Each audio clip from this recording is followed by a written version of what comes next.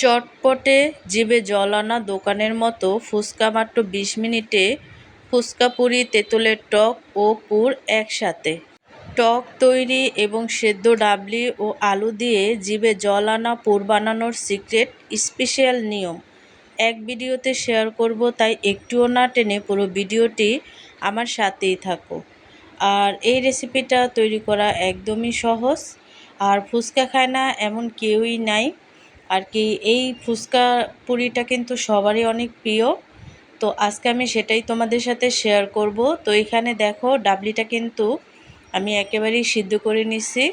তো ডাবলিটা অনেকটাই সিদ্ধ হয়ে গেছে, আর এই ডাবলিটাকে আমি কোনো রকম মশলা ছাড়াই কিন্তু সিদ্ধ করছি। তো এখানে আমি সামান্য একটু মশলা অ্যাড করে দিচ্ছি যাতে ডাবলির কালারটা একটু চেঞ্জ হয়ে যায়। তো দেখো, এখানে মশলাটা দেওয়ার পরে কিন্তু অনবরত নেড়ে চেড়ে তারপরে হচ্ছে ডাবলিটাকে আরও কিছুক্ষণ আমি নাড়াচাড়া দিয়ে আরেকটু সিদ্ধ করে নেব, মানে আরেকটু ঘন করে নেব। একদম দোকানের মামারা যেভাবে তৈরি করে ঠিক সেইভাবে করেই কিন্তু আজকের এই ফুচকার রেসিপিটা তৈরি করব। তো তারপর হচ্ছে এখানে আমি অ্যাড করে দিচ্ছি সিদ্ধ করে রাখা আলু, আর এই আলুটাকে জাস্ট হাত দিয়ে চটকিয়ে দিলেই চলবে। তোমরা যদি চাও তাহলে কিন্তু কেটে কুচি কুচি করে তারপরে হচ্ছে অ্যাড করতে পারো। দোকানের মতো ফুচকা ২০ মিনিটে একদম মচমচে ও পারফেক্ট করার জন্য এই দুটি জাদুকরী কিচেন টিপস অবশ্যই মনে রাখবে। সময় বাঁচাতে ডাবলি আর আলু একসাথে প্রেসার কুকারে ৪-৫ মিনিট সিটি দিয়ে সেদ্ধ করে নেবে। এতে মাত্র ১০ মিনিটে পুরি তৈরির সাথে তোমার পুরো ডাবলি একসাথে তুলতুলে সেদ্ধ হয়ে যাবে। তো এখানে আমি একটা মশলা তৈরি করব, আর সেটা ঘরোয়াভাবেই কিছু শুকনো মরিচ আর হচ্ছে পাঁচমিশালি মশলা একসাথে আমি হালকা আঁচে টেলে নিচ্ছি। তারপর হচ্ছে এখানে টকটা আমি তৈরি করব, তার জন্য কিন্তু তেঁতুলটাকে আগে থেকেই আমি কিছু পানি দিয়ে তারপরে হচ্ছে ভিজিয়ে রাখবো। তারপর হচ্ছে তেঁতুলটা ভিজে যাওয়ার পরে এভাবে করে চটকিয়ে তেঁতুলের যে পিউরিটা থাকে সেটা কিন্তু আমি খুব সহজেই বের করে নেব। তো দেখো, পিউরিটা কিন্তু আমি বের করে নিয়েছি, আর এই তেঁতুলটা কিন্তু একটু পাতলা পাতলা টাইপের করব, এর জন্য কিন্তু এখানে আমি চিনি দিয়ে দিছি। আর বাহিরের মামাদের এই টকটা কিন্তু একটু মিষ্টি মিষ্টি টাইপের হয়। তারপর হচ্ছে এখানে আমি অ্যাড করে দিছি বিট লবণ, স্বাদ মতো সাদা লবণ। তারপর হচ্ছে টকটাকে আমি ভালোভাবে নেড়ে চেড়ে নেব। আর ফুচকার ডো বানানোর সময় সুজি আর ময়দার সাথে সামান্য একটু তাল মাখনা বা বেকিং সোডা আর কুসুম গরম পানি ব্যবহার করবে। আর খামিরটা একটু শক্ত করে মাখাবে। পাতলা করে বেলে নেওয়ার পর তেলের আঁচ মিডিয়াম থেকে হাই রাখবে। এতে প্রতিটি পুরি টেনিস বলের মতো টস টস করে ফুলে উঠবে এবং অনেকক্ষণ পর্যন্ত মুচমুচে থাকবে। তো দেখো, এখানে কিন্তু তেঁতুলের টকটা আমার একেবারেই রেডি। তো আমি কিন্তু একটু পাতলা টাইপের রাখছি। আর এই যে হচ্ছে ফুচকা, আর এই ফুচকার রেসিপি কিন্তু আমার চ্যানেলে অলরেডি দেওয়া আছে কিভাবে তৈরি করতে হয়।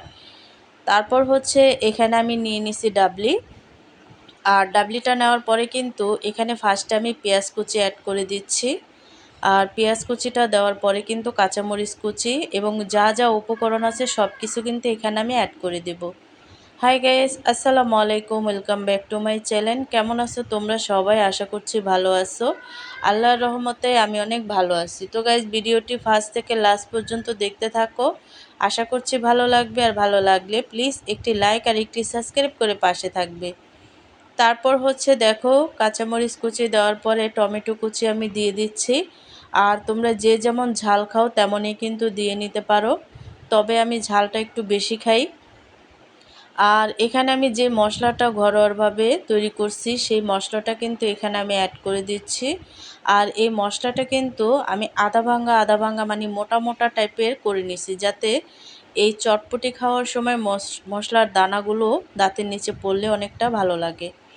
তারপর হচ্ছে সবগুলো উপকরণ দিয়ে ডাবলিটাকে আমি ভালোভাবে মিক্স করে নিছি।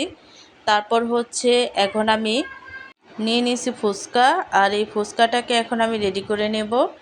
তো এই বৃষ্টির সময় কিন্তু এই ফুচকাটা যদি দোকানের মতো পারফেক্টভাবে ঘরে তৈরি করে খাওয়া যায় তাহলে কিন্তু দোকানের মতো এক প্লেট না 2 প্লেটে ঘরে ঘরোয়াভাবে খাওয়া যায় তৃপ্তি সহকারে।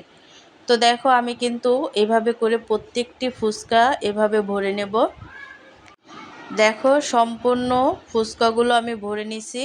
তারপর হচ্ছে কিছু পেঁয়াজ কুচি, টমেটো কুচি আর হচ্ছে কাঁচামরিচ কুচি দিয়ে তারপরে হচ্ছে আমি পরিবেশন করে নেব। আর এটা দোকানের মতো তৈরি করতে কিন্তু একটু পরিবেশনটা একটু বাড়িয়ে করতে হয়। তো এখানে কিন্তু কাঁচামরিচ কুচিটাও আমি অ্যাড করে দিছি, দেখতেই পাচ্ছ।